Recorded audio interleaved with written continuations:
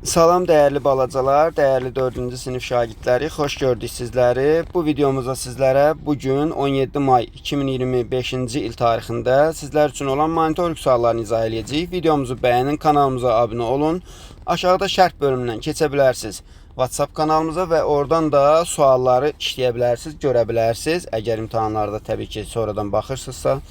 Belə, keçək suallarımızın izahına. Görürsünüz A variantıdır. A variantının suallarını izah edirəm mən sizə bu videomuzda. Digər variantları da çalışacağıq, izah eləyək. Amma onsuz da suallar demək olar ki, aşağı-yuxarı variantlar bir-birinə uyğundur.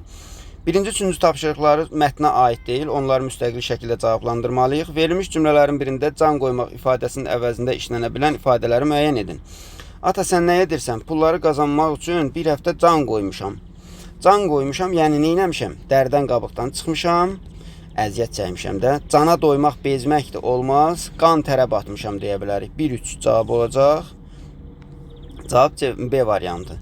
Növbəti ikinci sualımıza baxaq. Hansı cümlədə məcazi mənada işlənmiş söz var deyir. Deməli, zağcalar böyük dəstələrlə ağaclarda yuva qururlar. Böyük dəstələrlə burada məcazilik yoxdur.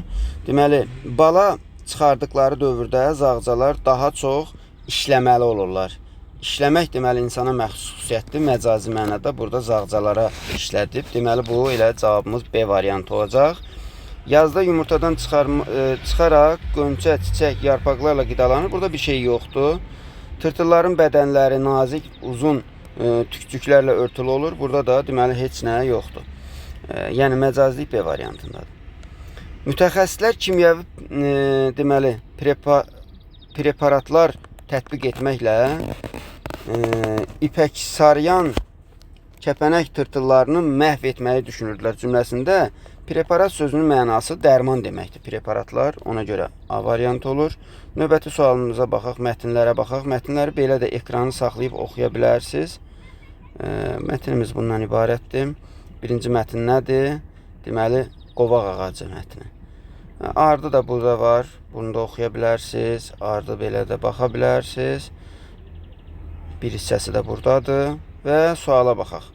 Suala deyir ki, məzmun və hekayə xəritəsi əsasında səhvləri müəyyən edin.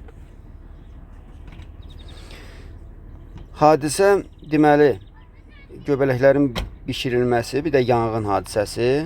Deməli, göbələklərin bişirilməsi nə vaxt baş verir? Daha doğrusu, gündüz baş verir, yoxsa gecə?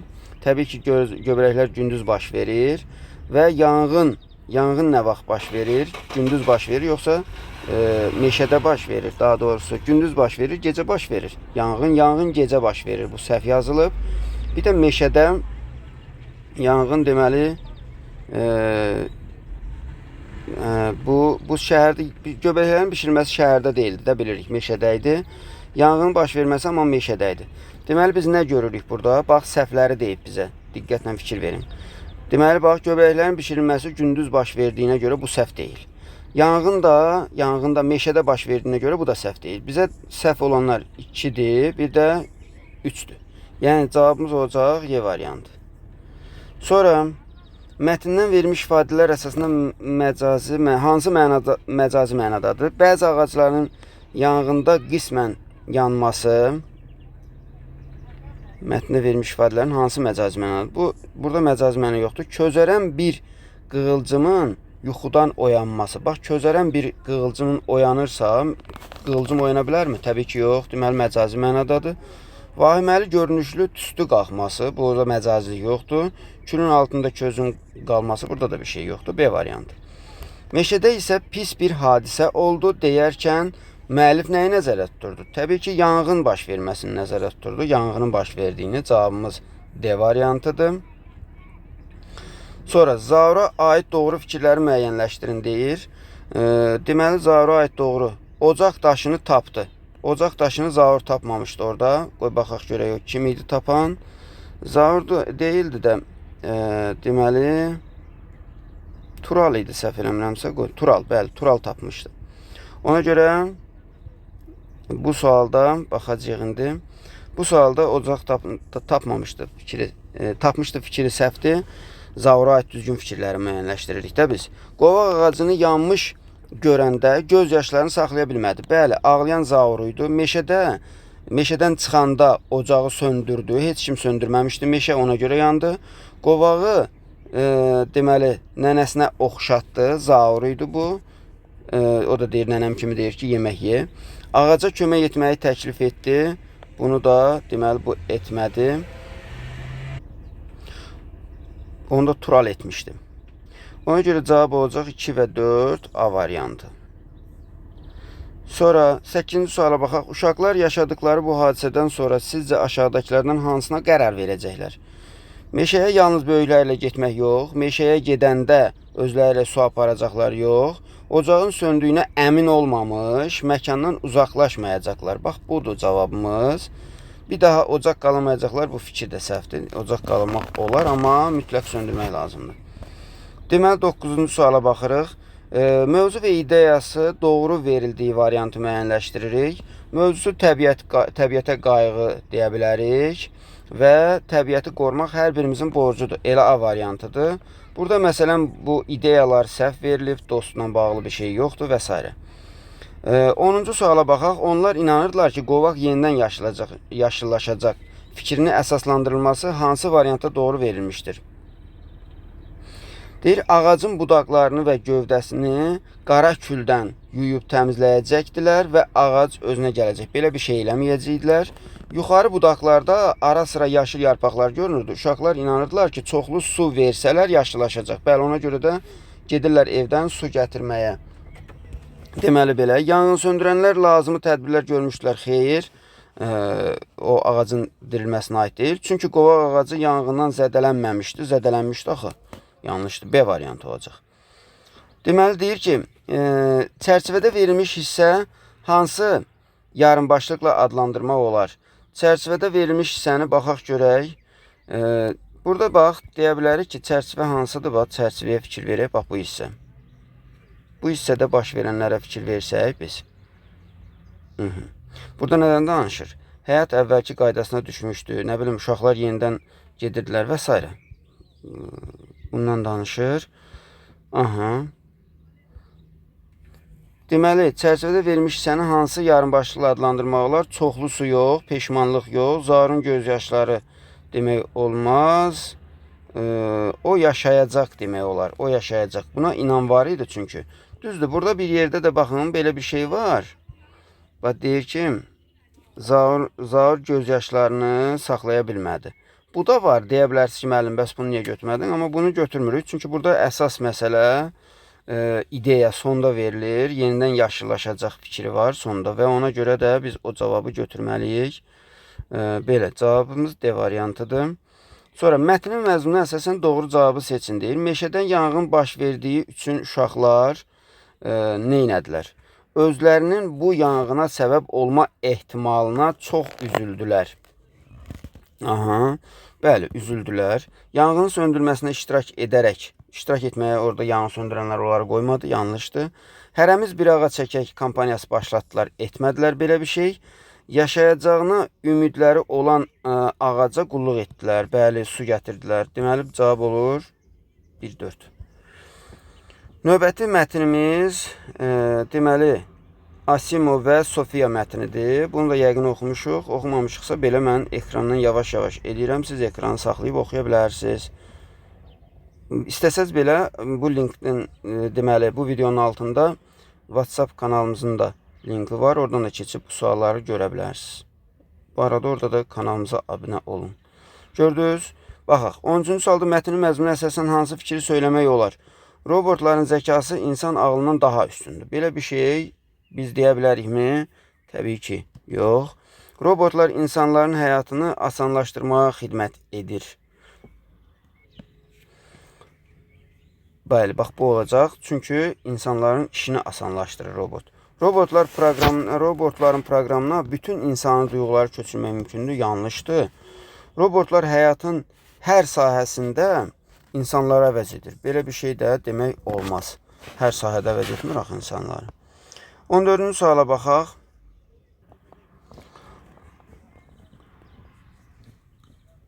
İnsana bənzər robotdur. doğru fikirdir bu, yanlış deyil. Yeri yer qaçır, pilləkən çıxır. Bu da doğrudur. Sosial zəkaya malik ilk robot Sofiya idi. Sofiya. Ona görə C variantı olacaq. Səs və üz tanıma funksiyaları bunda da var idi. Deməli, yanlış fikir nə oldu? C variantı. 15-ci suala baxaq. Deyir, Sofiya robotu haqqında hansı fikir yanlışdır? İlk insana bənzər robotdur. Bu səhvdir elə. Bax, bu yanlışdır. A variantıdır. Çünki ondan qabaq deməli digər robot deməli insana bənzər robot idi. İstehsalına 2017-ci ildə başlanılıb. Müxtəlif duyğuları ifadə edir. Bu var. Hanson Robotics şirkətinin məhsuludur. Bu da doğrudur. Deməli 16-cı suala baxaq. 16 deyir ki, hansı bənddə səbəb nəticə əlaqəsi pozulub? Robota vətəndaşlıq verildi. Tarixdə ilk belə fakt kimi qeydə alındı. Bunu deyə bilərik, çünki Ərəbistan, Səudiyyə Ərəbistanı ilk vətəndaşlıq vermişdi. Bu doğrudur. Bizə uyğunluq pozulub deyil. Sofiya təqdim edildi. Böyük marağa səbəb oldu, təbii ki. Asimo təqdim edildi. Sofiyaya maraq azaldı. Xeyr, Asimo təqdim ediləndə Sofiya yox idi. Sofiya sonradan yarandı. Sofiya təqdim ediləndə tərsinə olmalıydı bu. Bax, bu C variantıdır. Asimovun istehsalı dayandırıldı. Honda şirkəti istehsal istiqamətini dəyişdi. Əlbəttə ki, bu da mətndə var idi. Doğru fikirdir. Sofiya robotunun istehsalı nəticəsində hansı hadisələr baş verdi? Baxaq. İlk insana bənzər robot yaradıldı. Deməli, İlk insana bənzər, Sofiyadan qabaq insana bənzər robot var idi axı. Ona görə bu olmaz. Sonra ilk dəfə fiziki məhdudiyyətli insanlara dost icad edildi. Bu digər robot idi. Deməli, adı nə idi o robotumuzun? Baxaq görək. Asimo. Asimo robotu idi ki, deməli, fiziki məhdudiyyətli insanlara görə yaradılmışdı. Hanson deməli Robotics rəqabətdə önə keçdi. Bax, bu deməli Sofiya robotunun istehsalı ilə, yəni bu Hanson Robotics şirkəti yaratmışdı. Yəni ona görə də o önə keçdi. Səudiyyə Ərəbistanı fərqli vətəndaşa sahib oldu. Bəli, fərqli vətəndaş deyəndə, yəni robot vətəndaşa. Buna görə də cavabımız C olacaq. Sonra, mətnin məzmununa əsasən yanlış fikir hansıdır? Son dövrlərdə insana bənzər robotlara maraq azalıb. Son dövrlərdə insana bənzər dövrlərdə niyə maraq azalıb ki? Bax, bu elə səhvdir də. Deməli, bu yanlışdır. Sonra deyir ki, robot texnologiyası bahalı sənayedir. Bəli, 1 milyon dollara başa gəlmişdir hətta. Robotlar uzun müddətli araşdırmalar nəticəsində hazırlanır. Əlbəttə, robot sahəsində şirkətlər arasında rəqabət var, görürük. O əvvəlki şirkət bağlanır. Asimovun istehsalı nə üçün yaradıldı? Dayandırıldı daha doğrusu. Çünki Sofiya ilə deməli rəqabətə dözə bilmədi. Bax, B variantı olacaq cavab. Honda şirkəti yeni insana bənzər robot təqdim etdi. Yox, əsas məsələ Sofiya rəqabətdə geri qaldığına görə istiqaməti dəyişdilər. Mətndə də var bu. Cavab B variantıdır. 20-ci suala baxaq. Honda şirkətinin 2018-ci ildə verdiyi qərar hansı fikri söyləməyə əsas verir? Bax, o istiqamət dəyişmək. 2018-dəki qərarına baxaq. Mətndə də. Deməli, bax, 2018-də nə qərar verib? Honda şirkəti Asimovun istehsalını rəsmi olaraq dayandırmağa qərar verdi. İstiqamətini daha çox süni intellekt texnologiyalarına yönəltdi. Aha, biz baxaq indi burada. Hansı fikri söyləməyə əsas verir? Bəzi şirkətlər inkişaf üçün digərləri ilə birləşmək yoxdur burada, bu yanlışdır. Sonra deyir, şirkətlər fəaliyyət istiqamətini dəyişmirlər, amma dəyişdi. Yeni məhsul bəzən rəqib şirkətin bağlanmasına səbəb olur. Bax, bunu deyə bilərik. Sonra rəqabətə dözümsüz məhsulların istehsalı dayandırıldı. Ona görə də bunu da deyə bilmərik. Çünki istehsalı dayandırılmır. İstiqamət dəyişir. 21-ci sualda 3-cü abzası hansı yarımbaşlıqla adlandırmaq olar? 3-cü abzasa baxaq görək o hansı abzasımız idi. Bax, bu abzasdır. Burada da nədən danışır? Görürsünüz özünüz. Belə. İndi baxaq, oxuya da bilərsiniz. İstəsəz bir dəfə də oxuya bilərsiniz buranı. İndi orada nədən danışır? Baxırıq. Aha. Honda şirkətinin qərarı belə bir şey yoxdur. Ondan sonraki abzasdadır o. Sonra Asimonun üstün cəhətləri belə də Sofiyanın daha üstün idi. Çətin rəqabət. Bax bunu görürük. Sofiya və Asimonun arasında çətin rəqabət var həmin yerdə. Yaşlıların dostu yox. Deməli belə. Sonra emular mətninə baxaq. Emular mətnində görək nə deyir bizə. Bu mətni də oxuya bilərsiniz. Belə. Yarısı da budur. 22-ci suala baxaq. Mətnin əsasən hansı fikir doğrudur? Hansı fikir doğrudur? Baxaq. Emular dünyanın ən böyük quşlarıdır. Dəvə quşları onlardan böyük idi. 150 kilo çəkisi var idi. Bax burada da görürsünüz onu. Bax görün bax burada. 150 kiloqram dəvə quşlar emulardan daha iridir deyir. Ona görə də bu səhvdir. Emular uçmasa da çox sürətlə qaça bilirlər. Emular uçmasa da çox sürətlə qaça bilirlər. Bax burada cavabımız doğrudur. Bax burada görürsünüz yazıb ki, deməli, amma emular təhlükə ilə üzləşdikdə çevikliyi və yaxşı gizlənmə qabiliyyətinə görə seçilirlər. Deməli, güclü ayaqlara sahiblər çox sürətlə qaçırlar. Görürsünüz? Deməli, cavabımız B variantı oldu. Susuzluğa dözümlü deyildilər, səhvdir, dözürdülər. Emular yalnız otla qidalanırlar. Xeyr, orada hətta həşəratlarla falan da qidalanırlar. Mətndə hansı suala cavab yoxdur? Emular nə qədər yaşayır cavabını yoxdur. Emular necə qidalanır? Bəli, otla, nə bilim, həşəratlarla, bitkilərlə bu var. Emular hansı sürətlə qaçır? Deməli, çox sürətlə, böyük sürətlə qaçır. Emular harada yaşayır? Afrikada. Nə qədər yaşayırlar, amma bilmirik. Ömürləri bilmirik nə qədərdir. Mətndə yoxdur. Böyük ömür döyüşü hansı səbəbdən baş vermişdir? Emular insanlar arasında qorxu, təşviş yaratmaq yox, əkin sahələrinə ziyan vururdu da onlar. Ona görə bax B variantıdır cavab. Emular insanlara hücum etdiyi üçün insanlara hücum etmirdi. Emular su mənbələrini çirkləndirdiyi üçün çox əkin sahələrinə hücum edirdilər. Bax burada da yazıb da. Bax deyir ki, emular qidalan otlar, toxumlar, meyvələr azalmışdı. Əkin sahələrinə bax hücum edib fermerlərə böyük ziyan vururlar. Emular əkin sahələrini tərk etməsinin əsas səbəbi nə olur? Emular həmin ərazidə soyuq hava şəraiti ilə üzləşirlər, yox. Müharibə vaxtı emuların yarıdan çoxu məhv edilmişdi, yox. Bu da deyil. Əkinçilər daim onları təqib edib qovurdular, deyə bilərikmi? Yox, təbii ki. Əkin sahələrinə emuların qidalanması üçün məhsul qalmamışdı. Bax, burada da mətndə də deyib ki, insanlarla mübarizə deyil, ərazidə qidanın tükənməsi olur. Yəni, bunların bu səbəbi, yəni emuların həmin bölgəni tərk etməsinin səbəbi olur. Sonra, Avstraliya ordusu döyüşdə emularla nə üçün məğlub oldu? Daha doğrusu bayaq orada Afrika demişdim. Afrika deyil, Avstraliya idi bu. Baxaq. Avstraliya ordusu döyüşdə emularla nə üçün məğlub oldu? Çünki ordu emuların müdafiə bacarıqlarını görüb döyüşü dayandırdılar. Bax, bunu biz A variantı deyə bilərik. Çünki orada deyir ki, 10.000 döyüşçü cəmi bir həftə ərzində 1000 emu öldürmüşdü. Ona görə A variantıdır. Digər variantlarımız yanlışdır. 27-ci suala baxaq. 27-ci sualda deyir ki, 4-cü abzasda hansı yarımbaşlıqla adlandırmaq olar? 4-cü abzasımız nədir? 4-cü abzasda nədən danışır? Baxaq, görək. 4-cü abzas bax buradır. Buradan başlayır, bura qədər. Və burada emular bitkilərlə, meyvələrlə, toxumlarla qidalanmasından danışır. Həmçinin kiçik həşəratlarla böcəklər yeyə bilirdilər. Sonra onların döyüşdən danışır, Avstraliya ordusundan döyüşdən danışır. Sonra Avstraliya hökuməti emulara qarşı müharibə elan edir. Bir həftəlik döyüşdə 1000 əsgər, nə bilim.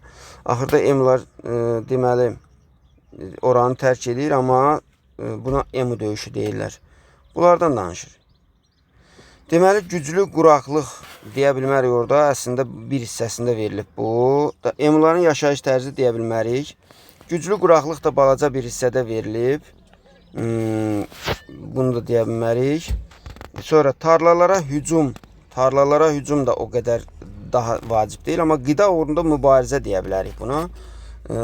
Emuların deməli qida uğrunda apardıqları mübarizə kimi deyə bilərik. Amma bu sual biraz müəmmalı sualdır. Yəni çünki burada bir neçə variant uyğun gələ bilər. Məsələn, Güclü quraqlıq da var orada. Tarlalara hücum da var. Qida uğrunda mübarizə də var.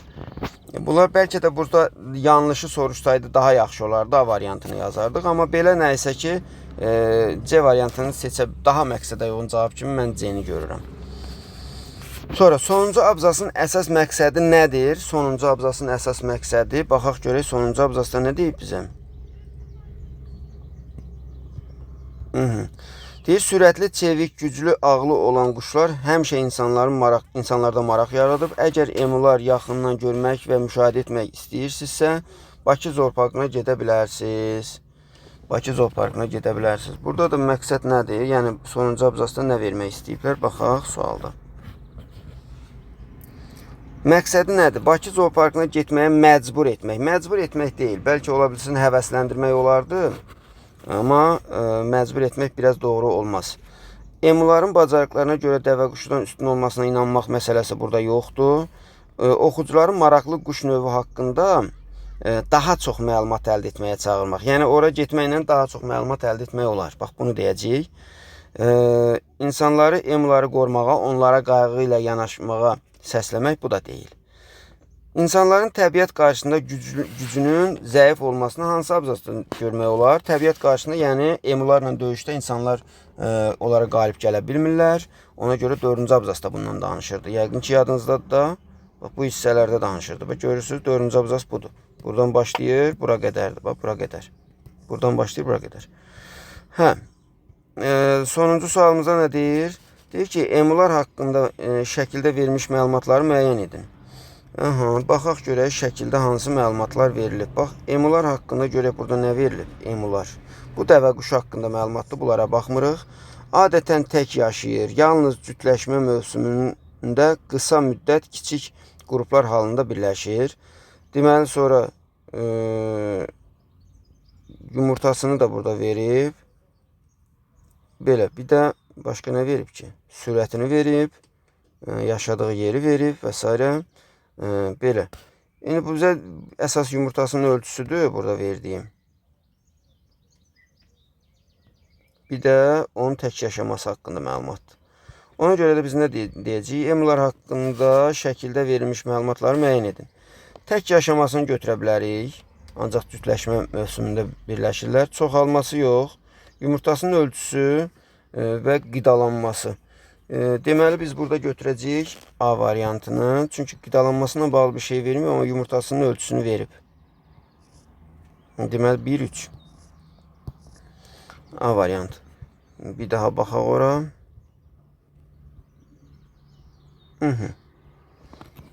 Belə. Bəli, başqa bir şey verməyib. Elə budur.